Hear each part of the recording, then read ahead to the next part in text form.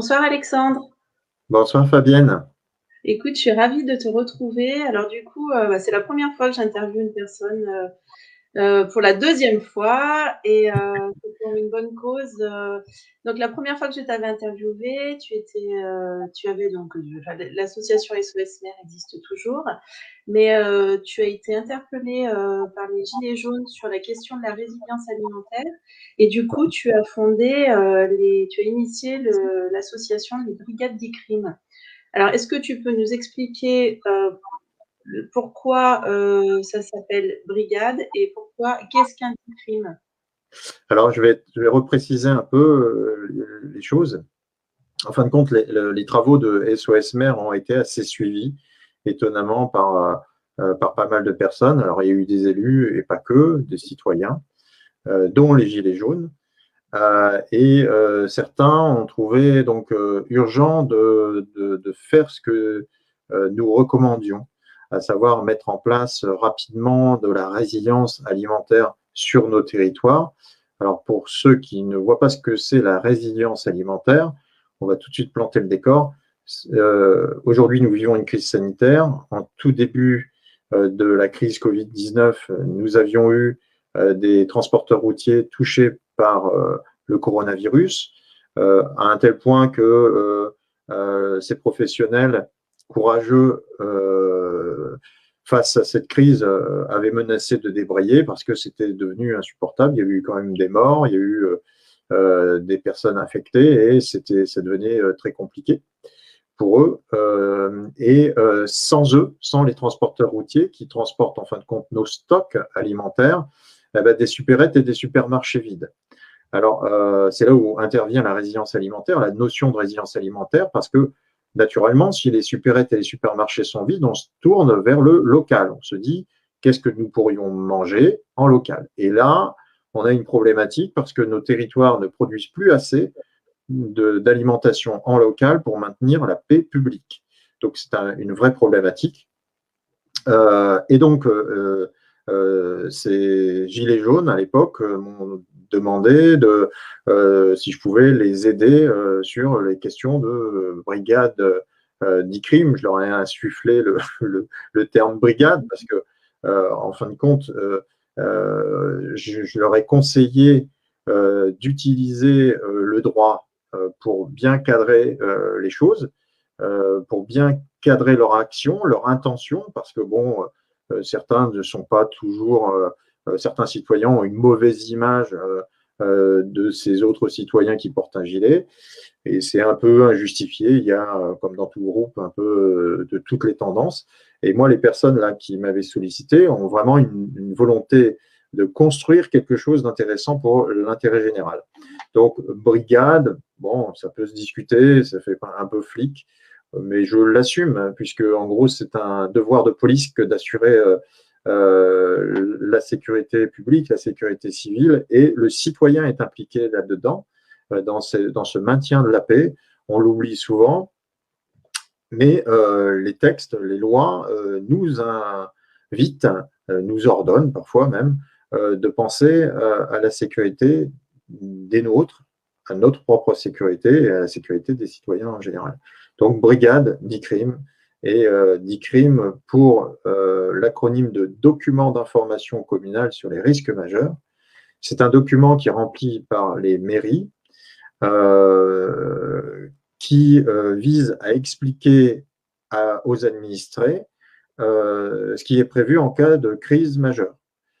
Et donc, c'est important que la population française connaisse les 10 crimes.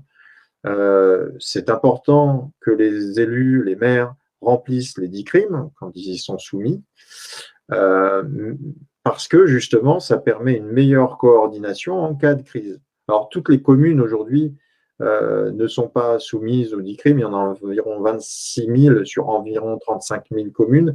Mais par contre, toutes les communes, sans exception, ont obligation d'anticiper les crises, de prévoir des mesures pour sauvegarder les populations et ont obligation d'informer les populations sur les mesures prises. Et les populations elles-mêmes ont obligation de connaître les mesures prises par la mairie. Voilà. Est-ce que les brigades d'e-crime, est-ce que tout le monde peut rejoindre les brigades d'e-crime? Est-ce que c'est Ah ouvert à oui, tout le oui, monde? oui. Oui, Comment? c'est ouvert à tout le monde. Alors, il y a une page Facebook qui s'appelle Brigade d'e-crime, mais par contre, ça demande de l'exigence d'intégrer les brigades d'e-crime parce qu'on a une procédure qui nous permet aussi de filtrer, en fin de compte, les intentions. Il faut accepter d'envoyer 3 courriers et pas des moindres. Un premier courrier qui est une lettre d'information, j'insiste sur la lettre d'information au procureur de la République pour bien expliquer la problématique aujourd'hui de sécurité nationale du manque de résilience alimentaire de nos territoires et les intentions des brigadières et brigadiers de participer à la résolution du problème. Donc, c'est quand même, quand on rentre chez les brigades d'e-crime, c'est pas juste pour faire bien, quoi, c'est qu'on s'engage. Après, il y a un courrier qui est fait au préfet, donc c'est pas simple non plus d'écrire au préfet pour expliquer les mêmes choses, le manque de résilience alimentaire du territoire, et il y a un troisième courrier au maire. Alors à chaque fois, c'est vrai que c'est un ton qui est quand même ferme, mais aussi bienveillant, parce que l'idée des brigades d'e-crime, c'est pas seulement d'expliquer qu'il y a une problématique, c'est d'expliquer qu'on est aussi en mesure d'aider à la résolution des problématiques. Donc, et pour ce faire, c'est-à-dire que les brigades d'e-crime aident les mairies, en l'occurrence, à identifier les bonnes volontés, celles qui acceptent de participer à l'effort de sauvetage des populations en cas de crise majeure. Il faut savoir que le maire peut, lui, réquisitionner sans avis. On n'est pas obligé d'être d'accord. S'il y a une réquisition, on est forcé, en gros. On peut se faire donc réquisitionner son jardin, on peut se faire réquisitionner plein de choses si, si la crise exige la préemption de certains moyens et certaines compétences humaines. Donc là, plutôt que d'arriver à des moyens coercitifs comme la réquisition, bah, l'idée c'est plutôt de faire prendre conscience à la population qu'elle peut aider, et puis surtout la question de la résilience alimentaire locale amène de fait à de l'écologie. C'est-à-dire que plus on va relocaliser l'alimentation, plus on va aider à la mise en place de tout un tas de plans aujourd'hui qui visent à préserver nos écosystèmes. Les PCAET, les plans climat, air, énergie, la transition, tout ça, c'est tous ces plans qui sont mis en place maintenant dans les départements, les régions, les communes. Bon, souvent, tout le monde ne sait pas comment faire. Donc, le mouvement Brigade d'e-crime, tout le monde peut y aller, à condition de respecter la procédure qui a été mise en place donc par les créateurs de la Brigade d'e-crime. Moi, je ne fais que les conseiller pour qu'on reste toujours dans le cadre de la loi et dans le cadre de la bienveillance et du côté constructif. Voilà. Il y a combien de brigades d'e-crime à ce jour en France? Alors, il y a 60 départements qui ont manifesté leur envie de s'engager. Sur les 60, tout le monde n'a pas envoyé ses courriers. Et puis, donc, on est vraiment brigadière et brigadier quand on a envoyé les courriers. Parce que sinon, on ne sait pas où ça va. On ne sait pas qui vient. On ne sait pas pour quelles intentions, pour quelle récupération.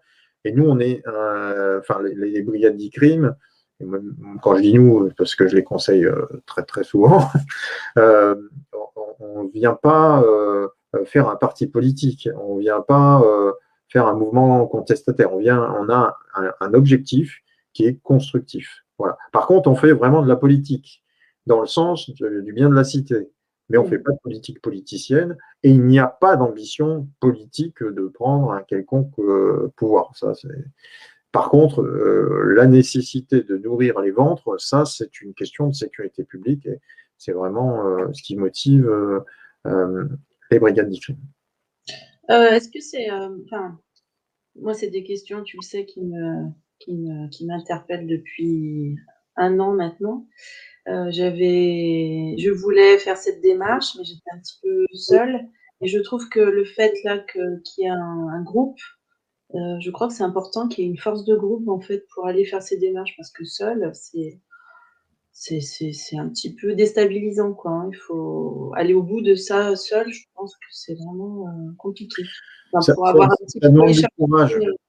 ouais. On voit bien, nous, quand les informations qui remontent, c'est que les gens, oh là là, mais il faut envoyer des courriers, en recommander, après je vais être repéré.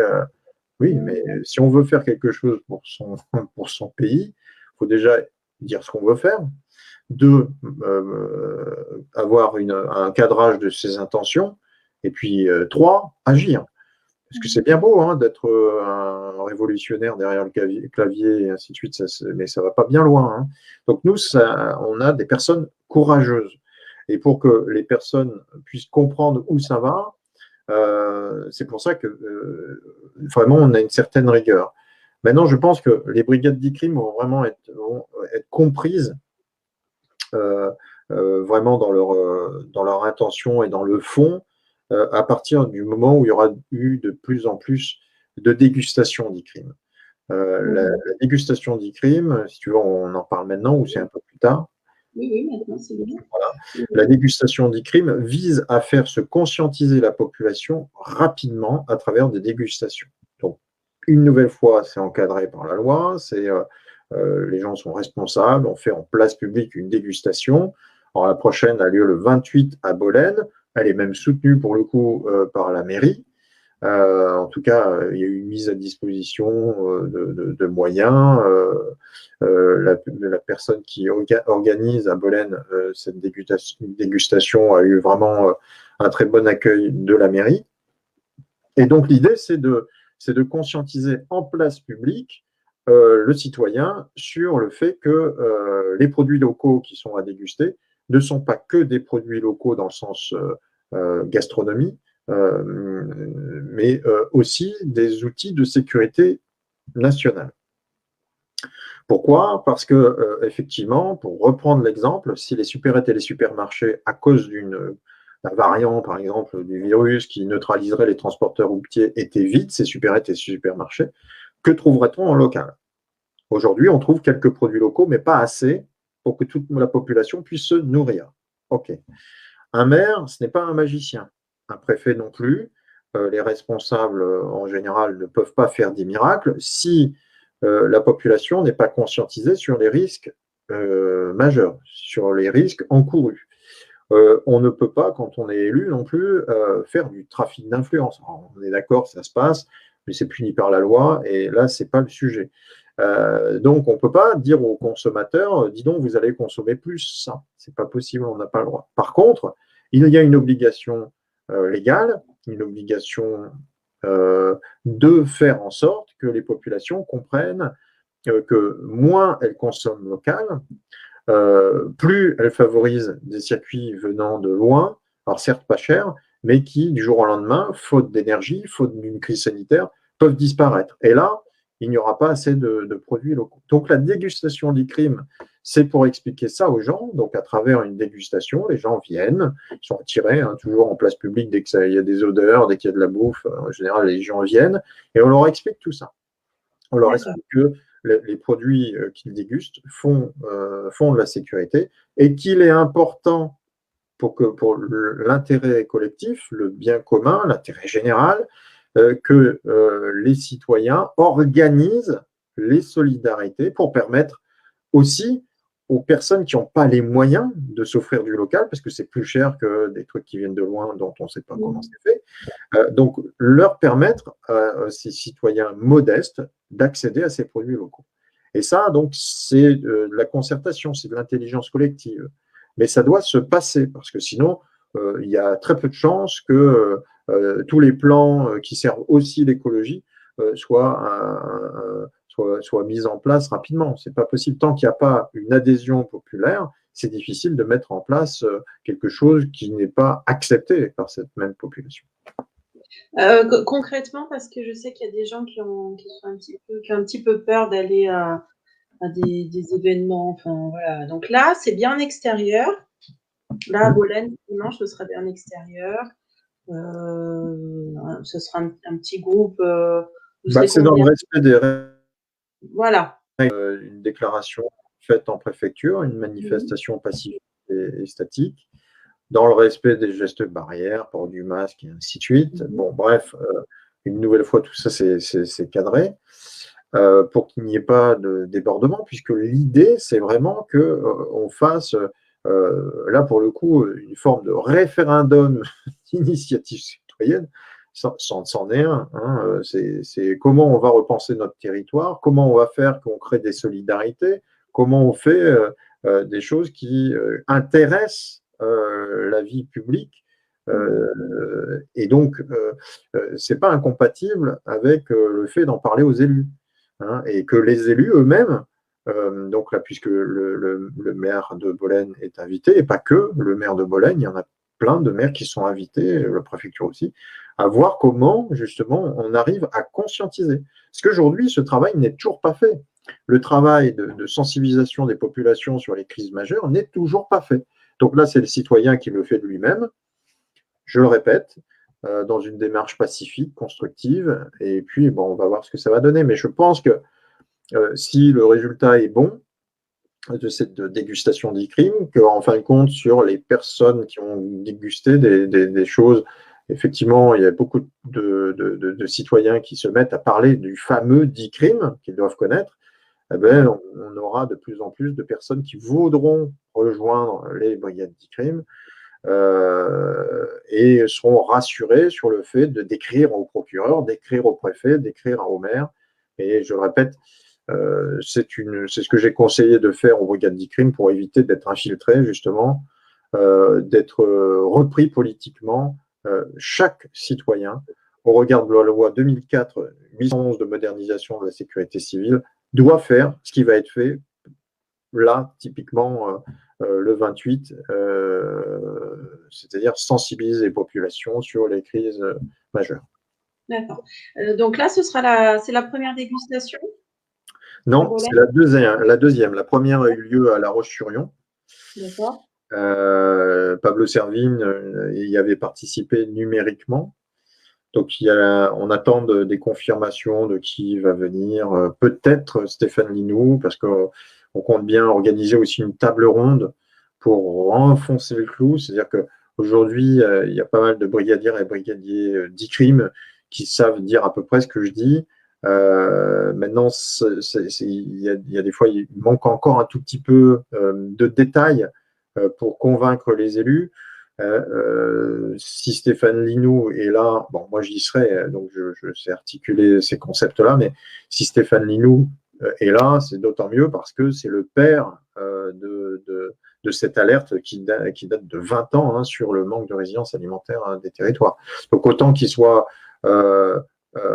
avec les élus à en discuter, mais aussi à cette table ronde avec toutes ces personnes méritantes qui ont eu l'initiative, l'audace de reprendre le discours d'SOS Mère qui véhiculait le même discours de Stéphane Linou. D'accord. Si ça fonctionne bien à Bolène, l'idée, c'est de diffuser ça un petit peu nationalement? Oui, c'est une méthodologie qui devrait pouvoir après donc servir à tout le monde. Elle est gratuite, elle est open source, comme on dit. Elle sert les intérêts de tous, donc l'intérêt général. Le but étant de faire en sorte que sur tous nos territoires, nous arrivions à ramener du bon sens. Et donc, ça passe par ces méthodes mises en place aujourd'hui. Si je veux faire une dégustation à Montélimar, est-ce qu'il faut que je crée une brigade, etc. Il faut que je suive le. Après, c'est une proposition de méthode. Je pense qu'il y a des gens qui font beaucoup mieux, même, j'en sais rien. Moi, je suis très, très fier de ce qui est fait par les brigadières d'e-crime, parce que c'est essentiellement des femmes, d'ailleurs, et les brigadiers aussi. Enfin, je suis fier d'eux parce que il y a une volonté de bien faire. C'est un peu procédurier au début. C'est vrai que c'est un petit peu chiant, un peu administratif. Mais derrière, au moins, on est bien cadré et il y a du résultat. Hein. Donc, je pense qu'il y a plein de belles initiatives, mais c'est rarement des initiatives de sécurité. Là, on parle de sécurité. On passe par le biais de la sécurité pour après parler d'autres sujets. Mais avant tout, c'est un sujet de sécurité. C'est pour ça que je le répète, les produits locaux dégustés, c'est pas pour favoriser en fin de compte, les producteurs locaux dans le sens commercial du terme. C'est pour amener une réflexion de se dire, ah, il faut relocaliser. Parce que nous pensons aux agriculteurs aussi. Hein, il ne s'agit pas de faire de la résilience contre les agriculteurs du tout. Au contraire, c'est tout le territoire qui doit se mettre à se concerter pour savoir comment on va pouvoir faire tous ensemble cette résilience alimentaire. Voilà. Attends, excuse-moi, je crois qu'il y a un commentaire. Ah, il y a Jérémy qui dit Jérémy, tu dois connaître. Je serai là normalement le 28. Ah bah, c'est une bonne nouvelle. Attends, j'avais une question à poser. N'hésitez pas si vous avez des questions. Mais je ne sais plus. Bon. Alors, donc tout ce que tu as mis en place, c'est formidable. Et en plus de cela, tu vas au contact des élus en proposant maintenant des formations. Oui, alors des formations qui sont gratuites, prises en charge par le droit individuel à la formation. Notamment donc une formation qui a été concoctée en commun avec Stéphane Linou, donc le père de l'alerte, hein, qui a motivé le Sénat sur la proposition de résolution sur la résilience alimentaire. Stéphane Linou, Arthur Keller, que beaucoup de gens connaissent, étude de la résilience de nos territoires, justement. Laurent Hayet, président d'Drastia, donc un cabinet d'études sur les phénomènes climatiques et pas que,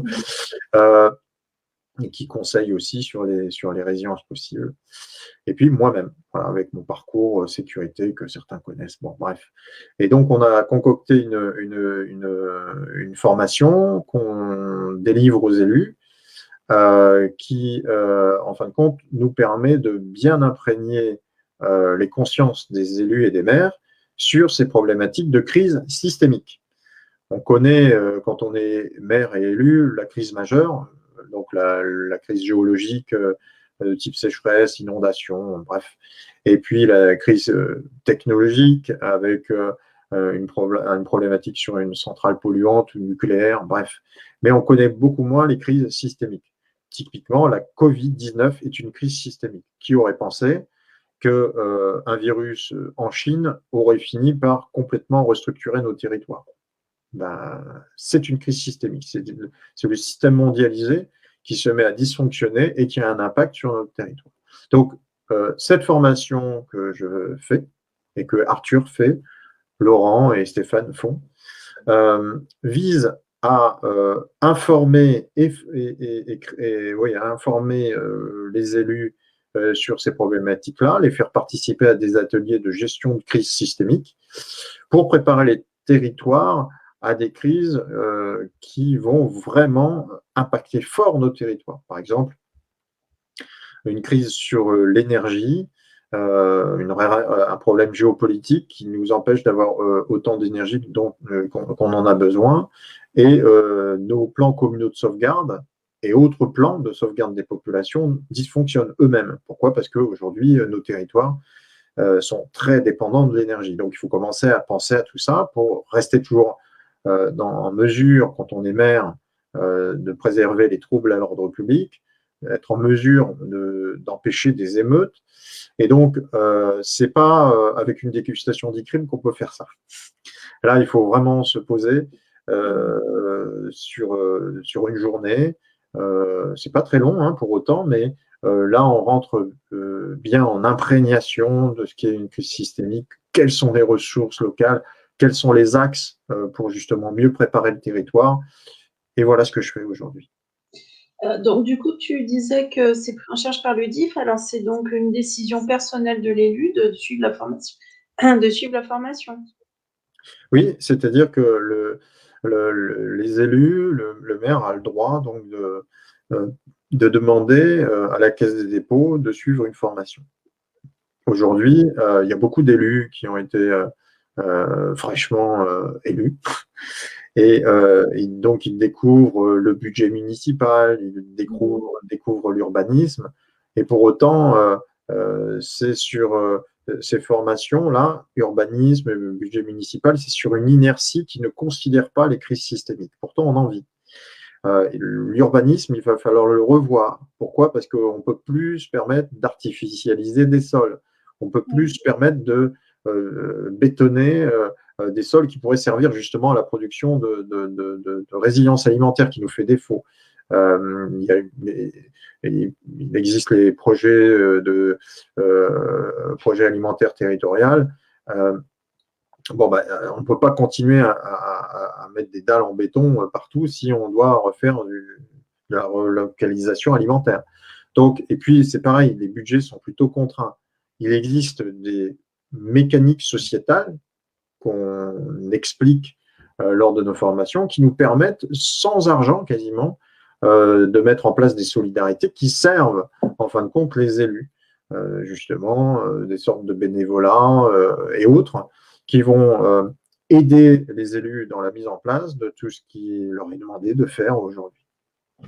Alors, dans les commentaires, il y a Eric qui nous dit que le DIF n'existe plus, que maintenant, ça s'appelle le CPE.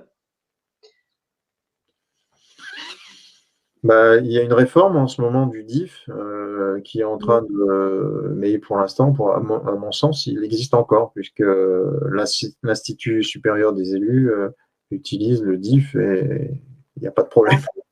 Bon, alors Eric, vérifie tes sources. Moi, je le connais bien. Eric, nous discuterons après. Jérémy qui dit « et planter des arbres ». Et planter des arbres. Oui, peut-être par rapport au… Oui. Alors, c'est tout l'intérêt de conscientiser les populations. Pourquoi? Parce qu'aujourd'hui, on a des gens qui ont… Enfin, des personnes qui, sur les territoires, ont des idées fantastiques et qui ne sont pas entendues. Il y a beaucoup de permaculteurs, il y a beaucoup d'associations qui font des choses absolument géniales et qui sont un peu dans leur coin, qui ont du mal à se faire entendre parce que justement, ils ont une étiquette parfois écolo et du coup, c'est pas dans l'air du temps ou alors trop peu dans l'air du temps pour le maire ou l'équipe municipale. Alors que ce qu'ils font là, c'est ni plus ni moins que de la sécurité. C'est-à-dire que si on ne fait pas de l'écologie aujourd'hui, la préservation des écosystèmes, on ne fait que mettre en danger les générations à venir, mais même nous, parce qu'aujourd'hui, nous vivons quand même la 6e extinction de masse. Hein. Donc, l'intérêt de la conscientisation des populations, c'est faire adhérer les populations aux ressources qui existent déjà. Adhérer aux ressources, ça veut dire descotcher les étiquettes et les a priori et écouter enfin les gens qui disent, par exemple, oui, il faut replanter des arbres, il faut remettre des haies, il faut faire ceci, il faut faire cela. Après, il ne s'agit pas de dire, ça y est, on a toutes les solutions. On est un pays, une puissance, la 3e puissance nucléaire, je crois que c'est la 7e puissance économique maintenant dans le concert des nations. Donc, il faut quand même qu'il y ait une coordination. On ne peut pas faire, par exemple, de la résilience alimentaire locale contre le reste du monde. Aujourd'hui, nous avons des exportations de blé, de céréales en général, qui vont dans certains pays. On ne va pas priver ces pays du jour au lendemain de ressources. Donc, faire de la résilience alimentaire, ça doit être calculé, ça doit se faire de manière concertée. C'est pour ça que recourir aux élus et aux préfectures, c'est pas idiot dans le sens où il y a des moments, il y a des champs, il ne faut pas trop les toucher parce que ces champs-là, ils servent des intérêts géoéconomiques, géopolitiques et il faut considérer ça. Sinon, on va se créer de l'insécurité due au fait qu'on affame des pays qui se vengeront. Voilà. Je ne vais pas rentrer trop dans les détails. Donc, il y a un vrai travail de réflexion et ça ne peut se faire que par la concertation. Et pour qu'il y ait concertation, il faut qu'il y ait conscientisation. Ça donne de l'espoir à ce que tu nous dis, malgré ce contexte un peu compliqué. On se dit que on n'est pas si éloigné que ça en fait de des élus locaux, puisque vous arrivez à investir un peu ce. Je vais te dire une chose, Fabienne. J'ai protégé des présidents, tu le sais, 9 ans durant. Donc j'ai eu l'habitude d'imaginer des scénarios dégradés. faut arrêter de croire que les gens qui protègent les présidents, ils font lors de leur entraînement du tarot divinatoire. Ils ne passent leur temps qu'à faire du complotisme, à imaginer qu'il y a un complot contre le président. C'est pour ça que, parenthèse, tous ceux qui ne croient pas au complot me font doucement rigoler. Alors, ça dépend de quel complot, bien sûr, mais quand même, l'histoire nous a prouvé qu'il y en avait quelques-uns. Je ferme la parenthèse.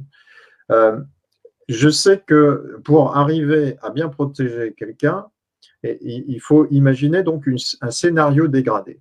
Dans un problème systémique, là, on imagine une problématique sur l'énergie, celui qui va être le plus exposé, c'est le maire. C'est le maire. Mais comme on disait déjà, SOS maire, hein, c'est ni plus ni moins. Les brigades d'e-crime sont la continuité, c'est la force d'action qu'il n'y avait pas dans SOS maire. Il y avait beaucoup d'intellectualisation des choses, mais il n'y avait pas de force vive. Les forces vives, on ne les trouve pas au sommet de l'État. Et je suis bien placé pour le savoir, parce que je l'ai vu. J'ai vu à quel point il y avait des lobbies qui bloquaient tout. Les forces vives, on les trouve à la base de la pyramide sociétale. Et la base, c'est pas péjoratif. C'est là où on trouve le travail, c'est là où on trouve toutes les personnes qui sont courageuses, qui se lèvent le matin et qui sont capables de faire bouger ce pays. Après, il y a des gens qui se servent du travail des autres. Je ne vais pas ouvrir la parenthèse là-dessus. Toujours est-il que ces forces vives sont celles qui vont amener au changement. Mais si ces forces vives-là ne sont pas conscientisées, le jour où on a un problème systémique, si ça dysfonctionne dans la commune, ces forces vives se retourneront contre le maire. C'est une connerie. C'est vraiment l'élu de proximité. Alors attention, faisons bien le distinguo. Je ne te parle pas des grandes villes. Quand je parle des communes, je te parle plutôt des petites communes. C'est là où il y a vraiment beaucoup d'espoir à avoir. Dans un truc complètement bétonisé, bon, sans justement des solidarités avec des petites communes, je ne pense pas qu'on puisse trop s'en sortir. S'il y a des solidarités, on peut mieux s'en sortir. Mais l'espoir est dans les communes, les petites communes. Il faut savoir que sur les 35 000 communes environ que nous avons, il y en a la moitié qui sont des communes de 500 habitants. Il y a du terrain, il y a de l'espace, il y a des choses à faire, on peut redynamiser ces communes-là. Et donc, ces forces vives donc, que j'évoquais un peu avant, si elles sont conscientisées, si elles comprennent l'enjeu, c'est-à-dire qu'aujourd'hui, les communes ne sont pas calibrées pour manquer de pétrole.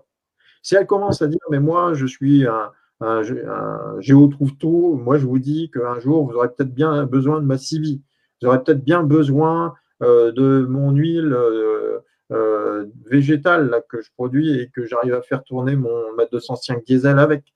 Eh bien, plus on va considérer ces forces vives-là, plus elles vont se manifester dans cet effort de réflexion de comment on va pouvoir faire dans un monde en crise, plus effectivement l'élu a une place cruciale. Et je ne crois pas au pouvoir d'un ministre, d'un président de la République ou d'un technocrate de Bruxelles pour savoir répondre aux questions des administrés quand il y a une crise qui les prive de leurs habitudes. Je n'y crois pas. Ces gens-là ne peuvent plus répondre.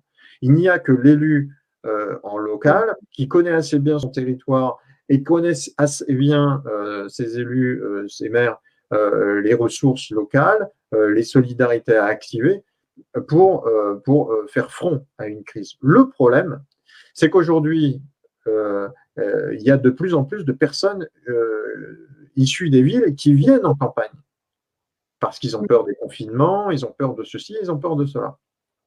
Ça crée des problèmes de gouvernance. Pourquoi? Parce que, alors, ces néo-ruraux arrivent avec un pouvoir économique supérieur aux ruraux qui, eux, avaient des petits boulots avec des petits prix de loyer ou des petits prix de l'immobilier, ce qui leur permettait de s'acheter en fonction de leurs moyens, au moins un petit logement. Et puis là, tous les prix sont en train d'exploser parce qu'il y a tous les néo-ruraux qui se disent ouais, moi, si on doit être confiné comme ça tout le temps, moi, je ne veux pas habiter dans un truc en ville. Alors, il faut bien considérer les solidarités dès aujourd'hui et la conscientisation à travers la sécurité pour que, et j'en termine là-dessus, les petites communes qui sont capables de produire, de surproduire, de l'alimentation pour accueillir des personnes et aider les communes qui manqueraient. Elles doivent aussi conscientiser le fait qu'il y a un afflux d'urbains dans les ruralités. Et l'afflux d'urbains qui se croit tout permis, qui croit qu'il va donner des leçons au rural, c'est des problèmes de gouvernance. Donc il y a tous ces phénomènes-là à considérer. Et c'est ce dont on parle lors de nos formations. Est-ce que l'élu local a vraiment les mains libres? Il n'est pas soumis aux décisions du préfet? Quand je t'écoute, j'ai l'impression que l'élu, bon, il peut faire ce qu'il veut, quoi, mais est-ce que c'est aussi simple que ça? C'est pas aussi, tu as raison d'insister là-dessus. C'est-à-dire que dans un mode normal, effectivement, l'élu a un pouvoir conséquent, mais encore un peu limité. Mais quand on commence à penser sécurité, il a énormément de pouvoir.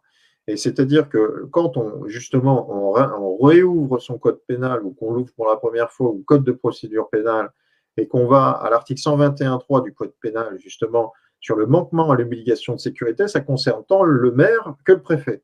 Monsieur le préfet, regardez, il n'y a pas de résilience alimentaire locale. Dans vos plans hors sec, il n'y a aucun dispositifs qui font pousser les légumes en 5 minutes pour nourrir les populations. Donc, dès que les élus reprennent force collective, justement avec les forces vives qui elles-mêmes sont conscientisées et qui font corps avec leur maire pour justement faire quelque chose, effectivement, ça fait un vrai moyen de pression au regard de la sécurité qui est une obligation. Parce que ne pas anticiper, c'est pénalement condamnable. Et c'est pour ça justement que les brigades d'e-crime, elles, parlent d'abord au procureur de ce qu'elles vont faire pour que le procureur soit bien alerté sur le fait que les brigades d'e-crime veulent contribuer à ce que jamais l'article 121.3, donc le manquement à une obligation de sécurité, ne soit utile à faire un exemple. Parce que c'est toujours pareil, hein. Quand l'État est défaillant, quand il a fait une connerie qu'il n'a pas prévue et qu'il faut faire tomber une tête, il sait réouvrir le code pénal, hein. Voilà. Donc, il faut bien comprendre que quand on est élu, c'est pas simple. Quand on est maire, c'est pas simple. On n'est pas non plus un magicien. Et donc, la conscientisation des populations et le droit peuvent être un super moyen pour justement, depuis la base, vers le haut de la pyramide sociétale, faire remonter les informations de bon sens. D'accord. Pour terminer, donc tu peux nous redire dégustation d'e-crime ce dimanche 28 mars à Bolène. C'est à Voilà. quelques kilomètres de Montélimar. C'est pas très loin, donc j'invite tout le monde à se déplacer. Et c'est à quelle heure? Je me souviens plus. Alors, c'est de 11h à 15h. Je vais te renvoyer le flyer. Comme ça, tu pourras le diffuser. Et c'est en la place du 18 juin 40 à Bolène. Voilà. D'accord, super. Donc, Je le répète, dans le respect des règles sanitaires. Voilà. Tout est prévu. Écoute, merci Alexandre et bravo pour ton engagement qui ne faillit pas. C'est remarquable. je te remercie. Voilà. Je te souhaite une belle soirée. Je crois qu'on a répondu à. Oui, il y a eu des commentaires. Enfin, tu verras après si tu veux répondre individuellement. Mais voilà. Merci beaucoup, Alexandre. Une bonne soirée. Merci. Au revoir. Au revoir.